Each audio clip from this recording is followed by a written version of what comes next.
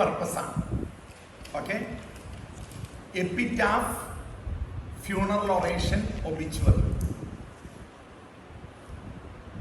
Epitaph എന്താണെന്നറിയാം?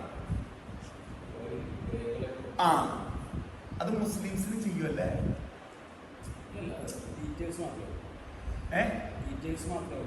പേരും ഡേറ്റും എഴുതുമല്ലേ? ഞാൻ എഴുതില്ല എന്നുള്ള ധാരണയായിരുന്നു. ഞാൻ ഈയിടെ നമ്മുടെ തൊട്ട് മുമ്പത്തെ ബേസിക്കൽ വന്നിട്ട് പോയില്ലേ, നമ്മുടെ കൊച്ച് ഫൈക്കയുടെ ഉപ്പയുടെ പേര്, ഫൈക്കയുടെ ഉപ്പയുടെ പേരെന്താ? ഷമീം. ഷമീമും ഫൈക്കയും ഇവിടുന്ന് നേരെ പോയിട്ട് കുഞ്ഞിന്റെ ഉമ്മയുടെ കബറിൽ പോയി പ്രാർത്ഥിച്ചത്. അവൾക്ക് കൊച്ചുകുട്ടിയാണ്, അവൾ അക്സെപ്റ്റ് ചെയ്തിട്ടുണ്ടായില്ല മരണം. ഇവിടുന്ന് ചെയ്ത് ഗ്രീഫ് തെറപ്പി ചെയ്തിട്ട് നേരെ പോയിട്ട് പുള്ളി അതിന്റെ ബലം കാണിച്ചതാ. എനിക്കും ഓക്കെ, കുഞ്ഞിനും ഓക്കെ, പോയി പ്രാർത്ഥിക്കാൻ നോ പ്രോബ്ലം. ഗ്രീഫ് തെറപ്പി ചെയ്തേ. Wife died so young and only child. The child also came for the programme.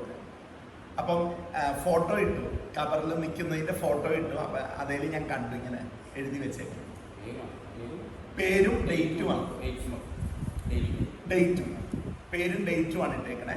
പിന്നെ അറബിയിൽ എന്തോ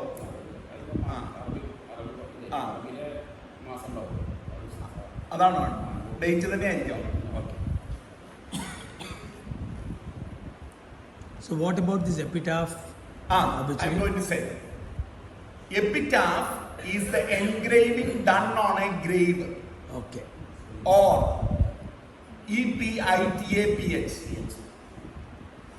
അല്ലെങ്കിൽ അസ്ഥിത്തറയില്, ഹിന്ദുസിന് അസ്ഥിത്തറയില് ആലേഖനം ചെയ്തു വെക്കുന്ന ശ്ലോകം.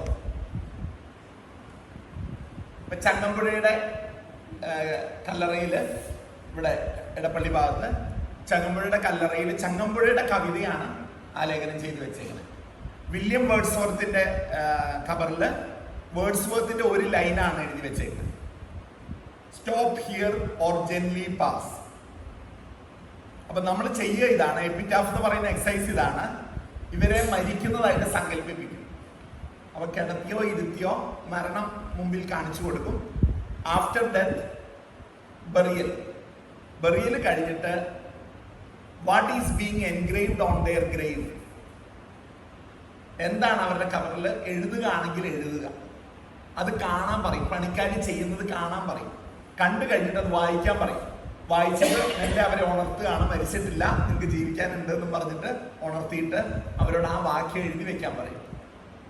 എന്നിട്ട് അത് ഷെയർ ചെയ്യുകയാണ്.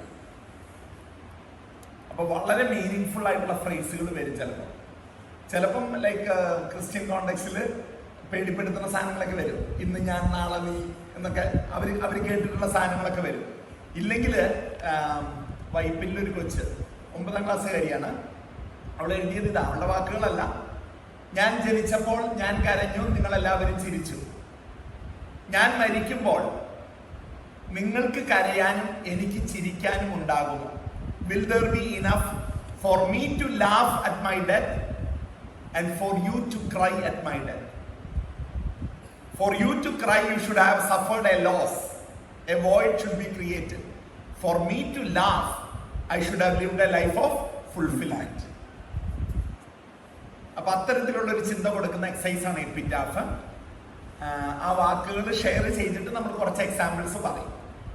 ഓക്കെ, ഞാൻ എക്സാമ്പിൾ പോസിറ്റീവും നെഗറ്റീവും പറയാം. വേർഡ്സ്വർത്തിന്റെ ഞാൻ പറഞ്ഞു കഴിഞ്ഞു. Stop here or gently pass അദ്ദേഹത്തിന്റെ സോളിറ്ററി റീപ്പർ എന്നുള്ള കവിതയിലെ ലൈനാണ്. സൈനികരുടെ they lost their tomorrows for you to gain, they lost their yesterdays for you to gain your tomorrows. നിങ്ങളുടെ നാളെകൾ ലാഭമാക്കി മാറ്റാൻ അവർ അവരുടെ ഇന്നലകളെ നഷ്ടപ്പെടുത്തി.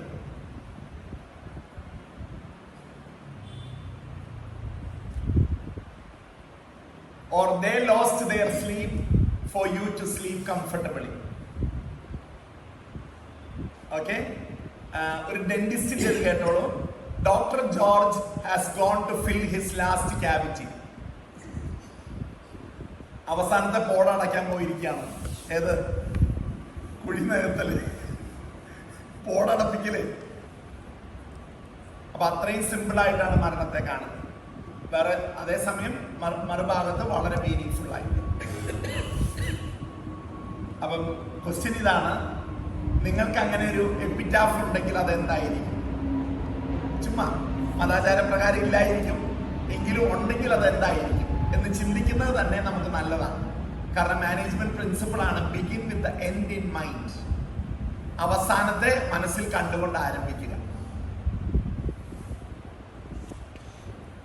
ഞാൻ എഴുതി വെച്ച ഒരു സാധനം എന്താണെന്നറിയാം എന്റേത്? He died for the cause for which he lived. എന്തിനു വേണ്ടി ജീവിച്ചുവോ അതിനു വേണ്ടി മരിച്ചു.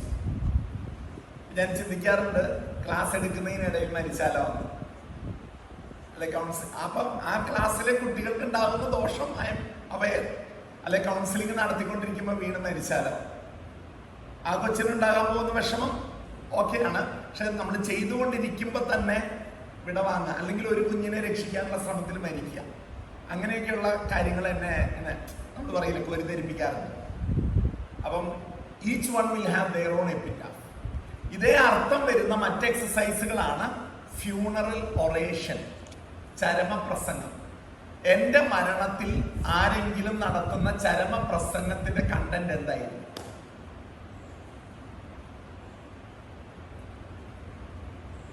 അത് അവരെ കൊണ്ട് ഓൾറെഡി എഴുതിക്കുക. അവരെന്തായിരിക്കും എഴുതുന്നത്? What will they write? What they wish to hear, right? അവർ കേൾക്കാൻ ആഗ്രഹിക്കുന്നല്ലേ അവർ എഴുതുക. അപ്പോ കേൾക്കാൻ ആഗ്രഹം നല്ലതാണ്, കേൾക്കാൻ ആഗ്രഹമെങ്കിൽ നന്നായിട്ട് ജീവിക്കണം എന്നുള്ള മെസ്സേജ് അവർ അറിയാതെ ഉള്ളിലേക്ക് എടുക്കും. മൂന്നാമത്തേത് ഒബിച്വറി. ഒബിച്വറി ന്യൂസ് പേപ്പർ ന്യൂസാണ്, ന്യൂസ് റിപ്പോർട്ടാണ്. നിങ്ങൾക്ക് അറിയാം ആൽഫ്രഡ് നോബലിന്റെ കാര്യം നിങ്ങൾക്ക് അറിയാലോ. അതല്ല, മരണത്തിന്റെ വിൽപ്പനക്കാരൻ മരണപ്പെട്ടു. മരണത്തിന്റെ വിൽപ്പനക്കാരൻ, the seller of death is no more. He read his own death news. Merchant. Alfred Nobel, the merchant of death. Yeah, the merchant of death is no more. No more. അത് വായിച്ചിട്ടുണ്ടായ മനമാറ്റത്തിൽ നിന്നാണ് അദ്ദേഹം നൊബേൽ സമ്മാനം ഏർപ്പെടുത്തിയെന്ന് പറയാം. Nobel Prize. Nobel prize, Nobel academy തുടങ്ങിയത്, Nobel foundation. അതിന്റെ അന്നിട്ട തുകയുടെ പലിശ കൊണ്ടാണ് ഇന്നും അത് കൊടുത്തുകൊണ്ടിരിക്കുന്നത്. അപ്പം ന്യൂസ് പേപ്പർ ന്യൂസ്. നമ്മുടെ ഒരു സിനിമയുണ്ടല്ലോ സുഹൃതം. സുഹൃതത്തില് ക്യാൻസർ രോഗബാധിതനായിട്ടുള്ള മമ്മൂട്ടി പത്രാധിപര് ക്യാൻസറിൽ നിന്ന് സുഖപ്പെട്ട് തിരിച്ച് ഓഫീസിൽ വന്നപ്പം മേശയുടെ ഡ്രോയറിൽ കാണുന്ന എന്താ? സ്വന്തം മരണത്തില് ഇറക്കാനുള്ള ന്യൂസ് ഓൾറെഡി റെഡിയാക്കി വെച്ചേക്കുന്നതാണ്. അത് പുള്ളിനെ നിരാശനാക്കിയിട്ട് വീണ്ടും അസുഖം തുടങ്ങുന്നതായിട്ടോ പുള്ളി പോയി സൂയിസൈഡ് ചെയ്യുന്നതായിട്ടാണ് സിനിമയിൽ കാണിക്കുന്നത്.